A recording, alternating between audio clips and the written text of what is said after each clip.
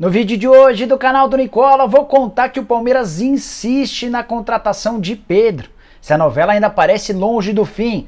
Bora te atualizar também sobre o São Paulo, que já consultou o David Neres, abriu negociações com o Pedrinho e ainda está de olho em mais dois jogadores do Shakhtar Donetsk. Tem ainda informações do Corinthians, Roberto de Andrade parece ter contado mais uma das suas. Tem ainda informações sobre a SAF no Santos, últimas do mercado envolvendo Atlético Mineiro, Flamengo, Botafogo, Atlético Paranaense e muito mais. Nem pense em sair daí. Já vou começar a contar todas as notícias. Antes, só me apresentar. Jorge Nicola, jornalista esportivo, trabalhei durante muito tempo na ESPN, também estive na Rádio Bradesco Esportes FM, tenho um blog no Yahoo e por aqui vou tentando deixar você super bem informado sobre as coisas do futebol. Para não perder nada, primeiro deixa like, se inscreve aqui e ativa as notificações, assim você é avisado toda vez que a gente fizer programa ao vivo ou também vídeo. Combinado? Bom, bora contar que todo esse vídeo tem um oferecimento de Aposta Ganha, site de apostas esportivas que me dá a maior sorte. E nesse vídeo especificamente eu queria te contar que na Aposta Ganha tem uma novidade importante. Você pode tirar a sua aposta durante o jogo, só para exemplificar. Daqui a pouco, nessa quarta-feira, tem Internacional e Grêmio. Você vai e aposta na vitória do Internacional. O jogo está acabando e o Grêmio está pressionando. Você percebe que corre o risco de perder sua aposta. Você dá o cash out. Gostou, né? Cash out. É a forma que você tem de preservar o seu ganho e se dar bem lá na Aposta Ganha. Para não ficar fora dessa e de outras novidades que você encontra na Aposta Ganha, é só pegar o link que eu vou deixar no comentário fixo, faz seu cadastro e começa a participar, beleza? Bom, bora começar com o tradicional giro de notícias e contar que o Paquetá foi o autor do gol que garantiu a vitória do Lyon contra o Porto em jogo da Liga Europa, oitavas de final. Confronto na casa do Porto, vitória por 1-0 do time francês, partida da volta vai acontecer em Lyon. Ainda no giro de notícias, contar que o governo de São Paulo liberou 100% do público nos estádios e retirou também a obrigatoriedade de máscaras dentro do campo. Você vai poder ir ao estádio agora, mostrando, comprovando as suas vacinações, mas não vai mais precisar ficar de máscara. Falar também sobre Ilcinho, lembra dele? Lateral direito que já passou pelo Palmeiras, pelo São Paulo, pelo Internacional, entre outros clubes. O Ilcinho anunciou sua aposentadoria, 36 anos de idade, lateral direito que defendeu nas últimas 6 temporadas um time chamado Philadelphia Union, da Major League, só que ele está se aposentando, encerrando sua carreira.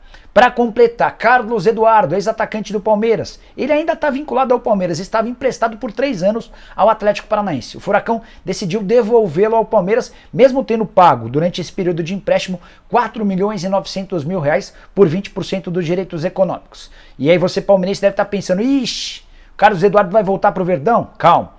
Carlos Eduardo está retornando ao Palmeiras e logo deve ser anunciado como reforço do Red Bull Bragantino, mais uma aposta do time de Bragança Paulista. Última informação do giro de notícias, contar que Rodrigo Lindoso é o 10º reforço do Ceará para a temporada, volante de 32 anos de idade, havia renovado recentemente seu contrato com o Internacional, o Inter optou por buscar um clube para o Lindoso, o Ceará se interessou e fechou o empréstimo até o fim da temporada. Bora falar agora sobre o Flamengo, que segue no mercado em busca de um volante. Essa busca não é acelerada, não é apressada como em outros tempos, até porque o Flamengo demonstra preocupação com suas finanças. Recentemente, contamos para vocês que o Thiago Mendes era o grande alvo. O Lyon havia pedido 10 milhões de euros, o Flamengo entendeu que por conta da proximidade do fim do contrato do ex-volante do São Paulo, esse valor estava completamente fora da realidade. A ideia do Fla era pagar algo na casa dos 5 milhões de euros para bater o martelo. O Lyon acabou hesitando e o negócio não foi feito, embora o Thiago Mendes possa ser uma alternativa para a próxima janela de transferências. Outro nome cogitado recentemente foi de Andrei Girotto, informação que foi contada há algum tempo atrás pelo Vene Casagrande e confirmada pelo próprio volante. O Andrei Girotto passou sem muito sucesso no futebol brasileiro, esteve, por exemplo, no Palmeiras e não deixou saudade, mas com a camisa do Nantes tem muito bons números. Tanto que o Nantes, quando foi procurado pelo Flamengo em janeiro, nem quis abrir conversa e disse que o volante era inegociável. Quem diria, hein? Andrei Girotto brilhando no futebol francês. Bora falar agora sobre Júnior Alonso e explicar para o torcedor do Galo o que está pegando, por que o paraguaio ainda não foi anunciado, mesmo depois de o Rodrigo Caetano e o presidente Sérgio Coelho abrirem as portas do Atlético para o retorno do zagueiro paraguaio. O Júnior, que pertencia ao Galo, foi vendido para o Krasnodar e por lá ele custou 8 milhões e 200 mil dólares e teve seu salário praticamente dobrado, saltando de 500 mil reais por mês para algo próximo a 1 milhão de reais. Como o contrato dele ficará suspenso, ele não obrigatoriamente precisa receber esse R$1 milhão, mas ninguém quer perder dinheiro, né? Se você deixou de faturar essa grana do Krasnodar, é natural que você vai buscar um clube que banque parte disso. A ideia do Atlético Mineiro é contar com o Júnior Alonso por empréstimo durante esse período determinado pela FIFA ou com um acordo do Krasnodar, mas pagando o salário antigo, de algo na casa dos R$500 mil por mês. Falta essa questão financeira. Enquanto isso, Flamengo e Palmeiras só observam, só analisam, ainda não fizeram propostas, e um time da Major League Soccer lá dos Estados Unidos, esse sim já entrou com força para tentar contratar por empréstimo o Júnior Alonso. Vale a lembrança de que a vaga do Alonso já foi ocupada no Atlético Mineiro pelo zagueiro uruguaio Godin. Quero falar agora sobre o Vasco da Gama, que decidiu recorrer a 777 Partners para pedir mais dinheiro. O contrato aprovado pelo Conselho Deliberativo e pelos sócios ainda nem aconteceu, ou seja, ainda não dá para chamar a 777 Partners de dona do Vasco. Isso só deve ocorrer se tudo correr bem dentro da parte burocrática a partir da metade do ano. Mas o Vasco entende que se não acelerar esse processo, não conseguirá montar um elenco adequado para a disputa da Série B. Aí você pode estar se perguntando, mas Nicola, os caras não acabaram de emprestar 70 milhões de reais? Sim. Essa grana foi emprestada, já está nos cofres do Vasco e a ideia era quitar todas as dívidas, todas as pendências financeiras. O que o Vasco está tentando convencer ou fazer? Está tentando convencer os donos da 777 Partners a liberar parte desse dinheiro para a contratação de atletas. Isso pode ser decisivo para a melhoria do time que disputa a Série B. Caso contrário, caso o Vasco precise esperar pela aprovação do Conselho Deliberativo, depois dos sócios e a assinatura desse contrato, isso pode acontecer muito próximo de 15 de agosto, que é quando se encerra a janela de inscrições para atletas, para o Vasco e para qualquer outro clube do futebol brasileiro. A gente tem janelas diferentes nessa temporada por causa da Copa do Mundo e essa é a preocupação dos dirigentes vascaínos. Você que é torcedor do Vasco, entende que o clube precisa de quais posições? Usa o espaço para comentários para deixar sua opinião, beleza? Bora falar agora sobre o São Paulo. Já havia contado para vocês sobre as negociações extremamente complexas em relação ao David Neres. O São Paulo buscou no mercado investidores para ajudar, não encontrou. O São Paulo praticamente já desistiu do David Neres, por entender que o David Neres quer continuar jogando no futebol europeu. Pedrinho é o grande alvo nesse momento. Também contei para vocês que nessa terça-feira o Rogério Ceni entrou em contato com o Pedrinho, eles conversaram por quase meia hora. E o Rogério deixou bem claro ao Pedrinho que ele vai ter papel de protagonista no atual elenco do São Paulo, caso exista o acordo. O problema é que o Pedrinho tem várias outras ofertas. E o tricolor não para nesses dois jogadores em relação à observação de atletas que pertencem ao Shakhtar Donetsk. O Alan Patrick, meio atacante, e o Maicon, volante, também foram consultados. Apesar de tantas procuras, o São Paulo não demonstra muito otimismo, porque entende que esses atletas podem acabar se encaixando no futebol europeu e hoje o São Paulo não tem condição financeira de concorrer contra os times do velho continente, especialmente por causa da moeda, o euro valendo quase R$6. E aí fica de fato bastante complexo. Qualquer novidade envolvendo o assunto do São Paulo e reforços eu trago para vocês. Antes de mudar de assunto, só mais duas atualizações. O São Paulo já tem 28 mil ingressos vendidos para o confronto contra o Palmeiras na noite dessa quinta-feira no Morumbi. É importante contar que, enfim, o São Paulo vai ter 100% da sua capacidade liberada pro torcedor. Outra notícia do tricolor: Gabriel Neves está fora do clássico, sofreu um estiramento na panturrilha esquerda contra o Corinthians e já está fazendo tratamento no DM. Quero falar agora sobre o Corinthians. Repercutir a entrevista que o Roberto de Andrade deu à Gazeta Esportiva.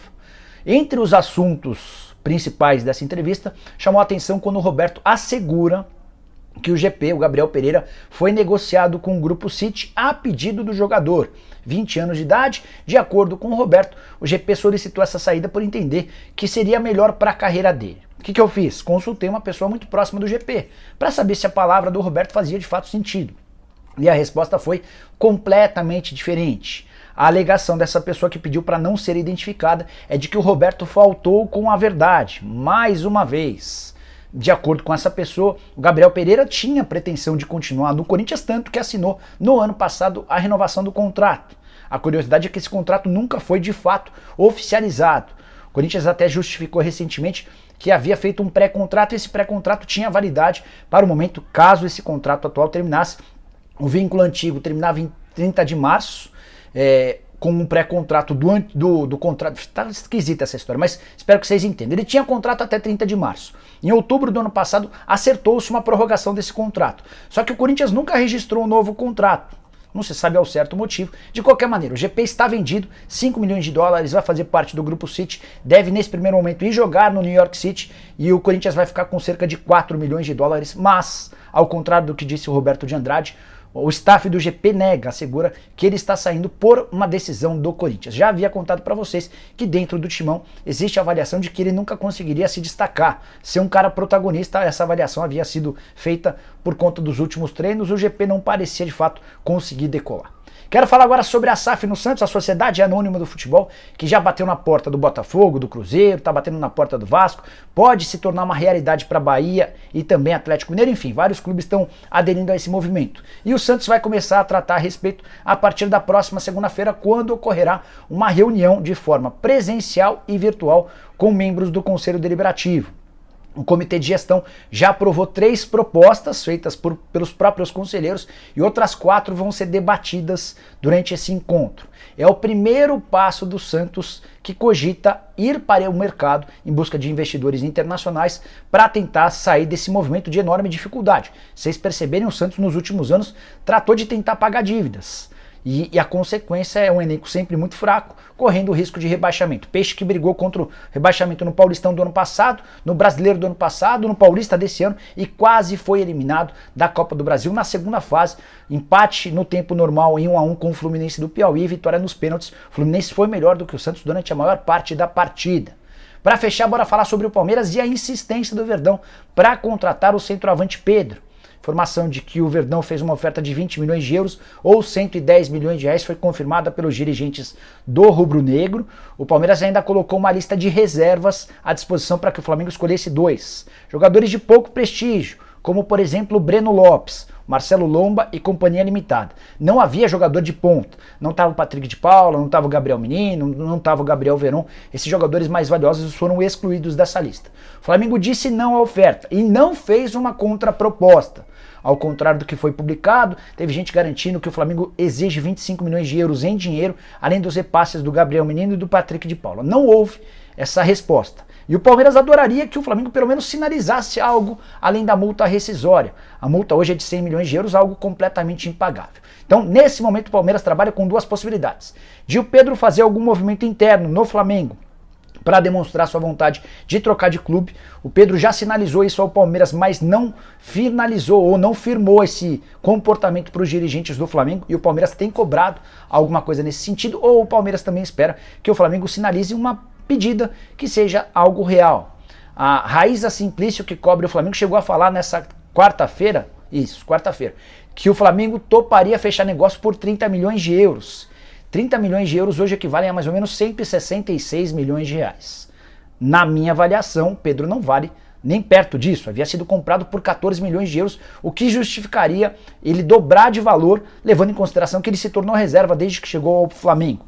Mas como o Flamengo não tem a intenção de negociar com o Palmeiras, é possível até que faça essa pedida para o Palmeiras, e aí vai caber a Leila Pereira e Companhia Limitada avaliar se vale ou não investir. E eu não pagaria nem perto disso. Só para fechar o assunto Palmeiras, contar que o Verdão tem interesse em atletas que estão de saída do Shakhtar Donetsk, mas apenas se esses atletas, por exemplo, conseguirem ficar até dezembro. Só para citar um caso específico, o do Fernando, formado na própria base do Palmeiras, centroavante que virou titular do Shakhtar ao longo dessa temporada. Se ele ficar só até metade do ano, não interessa. Se o Shakhtar liberar para que ele fique até dezembro, pode passar a ser um nome bem mais viável e barato. E a última informação, contar que o Everton disse que tem a intenção de encerrar a carreira no Palmeiras. Atleta que já tem 213 jogos, contratado em 2018, 6 títulos na bagagem, 2 Libertadores, Copa do Brasil, Paulista, Campeonato Brasileiro e Recopa Sul-Americana. Você gosta do Everton? Use o espaço para comentários para deixar sua opinião. Fala também sobre essa história do Pedro. Não esquece de deixar like, de se inscrever no canal. A gente se vê um pouco mais tarde com o programa do Nicola, beleza? Abraço, tchau!